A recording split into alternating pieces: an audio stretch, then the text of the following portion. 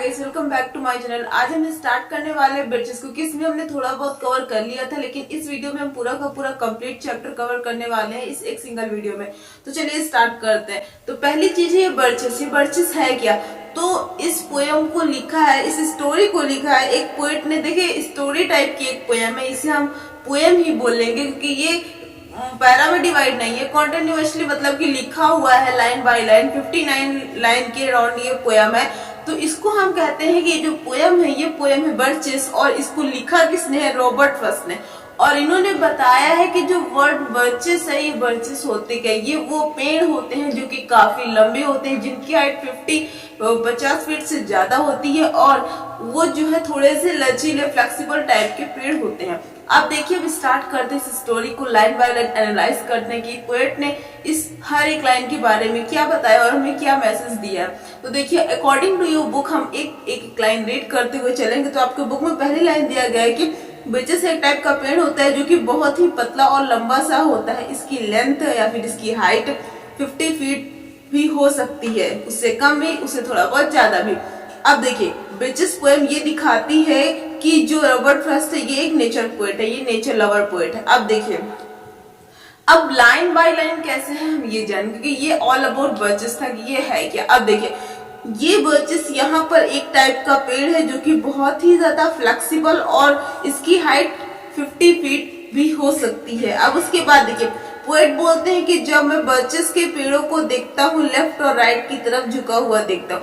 मतलब वो जो पेड़ होते हैं वो या तो इस साइड झुके हुए होते हैं या तो इस साइड झुके हुए होते हैं, ड्यू टू मतलब कि जो रेन की जो एसिड्स होती है, एसिड रेन की वजह से, या फिर जो है आइस की वजह से, आइस क्यूब की वजह से जो पड़ जाते हैं आइस ड्रॉप, उनकी वजह से या तो वो ये साइड ले लेता है या तो वो साइड ले लेता है, क्योंकि वो फ्लेक्सिबल काफी ज्यादा होता है। अब उसके बाद दिया गया है कि जब वह बर्चेस पेड़ की टहनियों को देखते हैं तो वो लेफ्ट और राइट मुड़ी हुई होती हैं, और ये जो टहनियां होती हैं ये झुकी हुई होती हैं। तो पोएट इन टहनियों को देखकर सोचते हैं कि बच्चे इन टहनियों को पकड़कर झूला झूलते होंगे, इसलिए टहनियां मुड़ी। मतलब कि जो पेड़ है बर्चेस का, वो थोड़ा बहुत मुड़ा हुआ होता है, लेकिन जब पोएट उसको देखते तो वो ये सोचते जो बच्चे हैं शायद उन्होंने इस पेड़ को टेढ़ा किया हो, उस पर झूलकर, उस पर खेलकर। तो ऐसा पोएट की थिंकिंग है। अब देखिए, यहाँ पर पोएट कहते हैं कि जो पेड़ की टहनियां झुके हुए हैं ये सिर्फ बच्चों के झूला झूलने से नहीं झुके हैं। अब ये भी बता रहे हैं कि केवल उनके झूला झूलने से, उनके खेलने से ही नहीं झुके हैं। पोएट कहते हैं कि तुमने देखा होगा जब बर्फीले तूफान आते हैं, हमने देखा है, तो उसमें क्या होता है कि जो बर्फ है वो टहनियों के ऊपर जम जाती है। मतलब वो जो पेड़ की पत्तियां होती है उनके ऊपर जम जाती है, तो पेड़ एक साइड ले लेता है और उसी साइड झुकना स्टार्ट हो जाता है, और जब सन की रेस पड़ती है तो वो फिर से अपने साइड पर आ जाता है। तो पोएट कहते हैं ये केवल बच्चों के झूला झूलने से ही नहीं, बल्कि ये जो है ये बर्फ जम जाता है, तब इस सूरज की किरणें होती है, तब ये सही होता है, क्योंकि ये बर्फ की वजह से भी झुकते हैं, सिर्फ बच्चों के झूला झूलने से नहीं झुकते, ऐसा पोएट कह रहे हैं। अब उसके बाद उन्होंने कहा है कि तो अब सूरज की किरणें इन बर्फ के ऊपर जब पड़ती हैं तो वो बर्फ क्या होती है? क्रैक हो जाती है। जैसे ही आइस के ऊपर बर्फ सनलाइट पड़ेगी तो वो क्रैक हो जाएगी, तो ऐसा हो जाता है। तो ऐसा पोएट बता रहे हैं। उसके बाद पोएट कहते हैं कि ये जो बर्फ टूटने के बाद अपसेट हो जाती है, जब कोई चीज टूट जाती है, ब्रेक हो जाती है, तो वो अपसेट हो जाती है। तो वैसे हमारे आइस ड्रॉप्स भी अपसेट हो जाते हैं ड्यू टू द सनलाइट। अब उसके बाद देखिए, दो वर्ड आपको यहाँ पर दिए जाएंगे जिनको आपको मतलब वर्ड मीनिंग आपको फाइंड आउट करना है। तो मैं आपको बता देती हूँ। पहला आपका शेटरिंग, जिसका मतलब होता है उदास, और उदास होने के बाद, समथिंग लाइक दैट। अब दूसरा एवलांचिंग, इसके मतलब कोई चीज नीचे गिर जाता है तो उसे हम कहते हैं एवलांचिंग। अब उसके बाद देखिए, जब ये बर्फ नीचे गिरता है, यहाँ पर एवलांचिंग वर्ड आपके बुक में यूज किया गया है, तो उसको हम कहते हैं जब बर्फ नीचे गिरता है तो ऐसा लगता है कि जन्नत का महल टूटकर गिर रहा हो। और ये बर्चेस पेड़ के ऊपर, यानी कि पेड़ की टहनियों के ऊपर जितने भी पत्ते हैं वो सूख गए हैं, क्योंकि सभी पत्तों के अंदर बर्फ पड़ा है। तो जो पत्ता है वो सूरज की मतलब कि सूरज की सनलाइट की वजह से वो जो है सूख जाता है, ड्राई हो जाता है। तो फिर उसके बाद क्या होता है कि कंडेंस मतलब सिकुड़ जाता है। कंडेंस का मतलब समथिंग लाइक मैगी से, उसे हम कहते हैं कंडेंस, सिकुड़ा हुआ। उसके बाद देखें, तो अब ये जो पत्ते हैं ये बर्फ का जो वजन है उससे संभाल नहीं पाते हैं, जिसकी वजह से ये पत्ते नीचे गिर जाते हैं। अब देखिए हमने क्या, अगर किसी चीज पर हम ज्यादा वेट देंगे तो वो गिर जाएगा या फिर टूट जाएगा या फिर ब्रेक या फिर क्रैक हो जाएगा, क्योंकि वो उस वेट को नहीं संभाल सकता अगर उससे ज्यादा हम उसको वेट देंगे तब। अब उसके बाद तो हमें यहाँ से पता चलता है कि जो बर्फीले बर्फ की वजह से टहनियाँ और पेड़ तो नहीं टूटते, लेकिन उसके पत्ते टूट जाते हैं क्योंकि वो ज्यादा हैवी नहीं होते, उनमें ज्यादा संभालने की कैपेसिटी नहीं होती, इसलिए वो टूट जाते हैं और जमीन पर गिर जाते हैं। अवेलांचिंग फिर यहाँ पर यूज हुआ है। अब उसके बाद तो क्योंकि इन टहनी के ऊपर बर्फ गिरा है तो ये टहनी हमेशा के लिए झुक जाती है या फिर एक साइड मुड़ जाती है। अब उसके बाद और फिर ये कभी कभी ठीक नहीं होती, कभी भी ये ठीक नहीं होती, क्योंकि अभी जब एक साइड मुड़ चुकी होती है मुड़ी ही रहती है, तभी पोएट कहते हैं कि नहीं बच्चे ने झूला झूलकर खराब किया।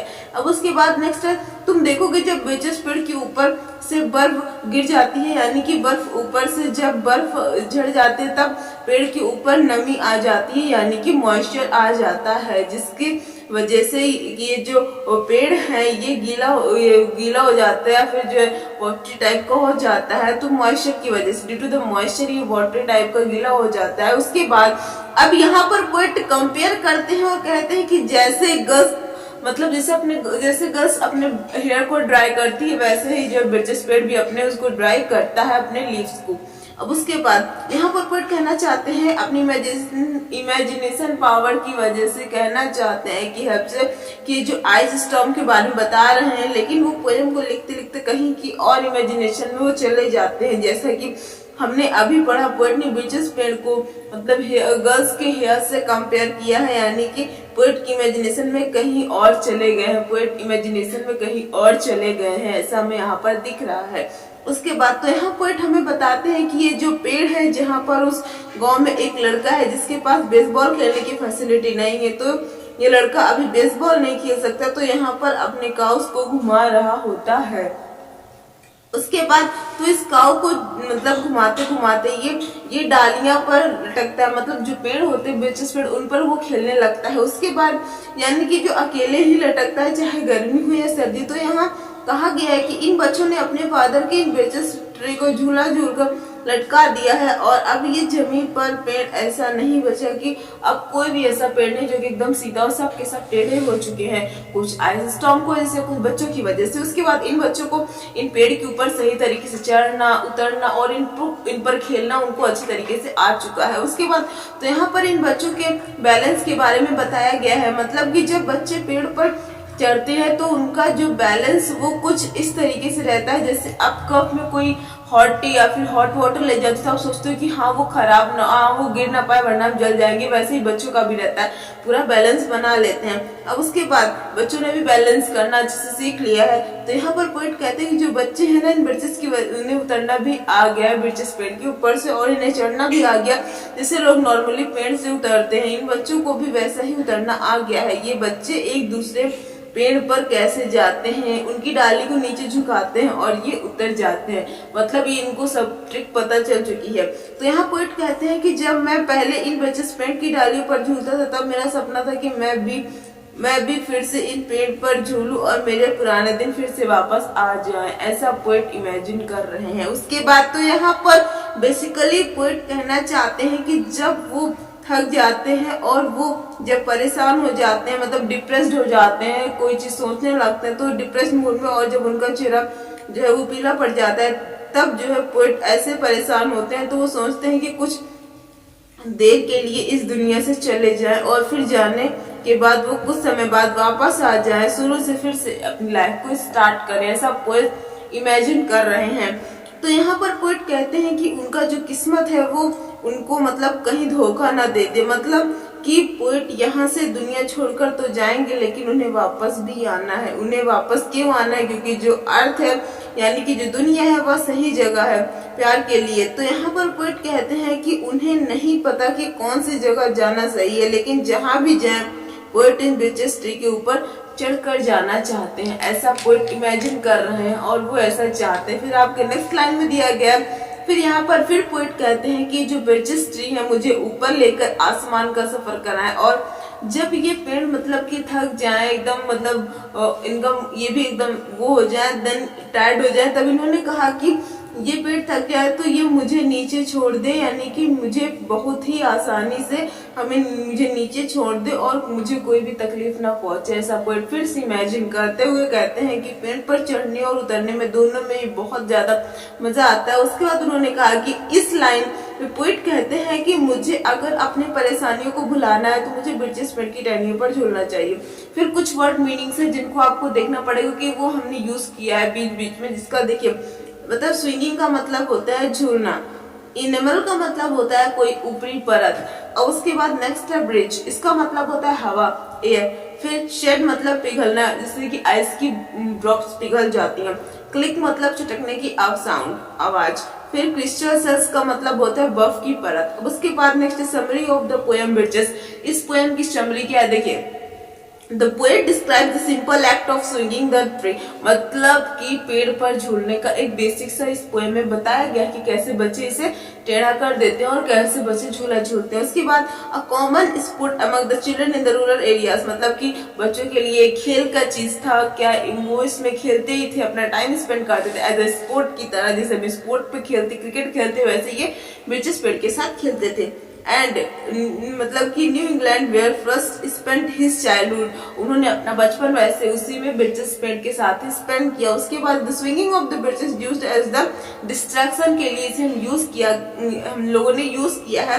फिर then a pastime to busy oneself in order to escape the delay, मतलब कि इसको हम लोगों ने बताया है कि मतलब कि ब्रिजेस के बारे में हमें यहाँ पर जो सिंपल सी समरी है वो यह है कि मेन चीज बताया गया स्विंगिंग ऑफ द ब्रिजेस, मतलब किस तरह बच्चों ने झूले पे झूला और इन्होंने क्या किया, इसके साथ स्पोर्ट एज अ स्पोर्ट की तरह इन्होंने ब्रिजेस पेड़ का यूज किया और अपना चाइल्डहुड स्पेंड किया। अब उसके बाद नेक्स्ट आता है थीम। क्या थीम है life is a beautiful and the good more desirable then haven, मतलब कि जो लाइफ है बहुत ही ज्यादा ब्यूटीफुल और अच्छी है, ये सब हम लोगों का थीम है। फिर उसके बाद the ice is so beautiful that the first like a dome of the heaven falling, the tensions between the earth and the heaven, childhood adulthood runs through the poem। फिर नेक्स्ट आता है idea. क्या था idea of the poem Bridges है, Bridges is about the power of nature, मतलब ये पूरा का पूरा पावर ऑफ नेचर पर डिपेंड करता है कि हमारे जो रॉबर्ट फ्रॉस्ट ने ये भी नेचर लवर थे, तभी इन्होंने इस पोएम को लिखा और अपनी पूरी की पूरी जो है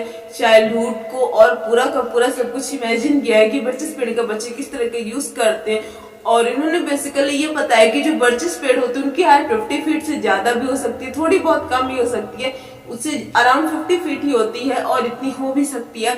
उनकी जो मतलब वो जो एक तरफ से झुक जाते हैं ड्यू टू आइस स्टॉर्म, मतलब आइस की तूफान जब आते तब उसकी वजह से, या फिर बच्चों के झूला झूलने की वजह से। So thanks for watching, we will meet on the next video with other important chapter of English literature class.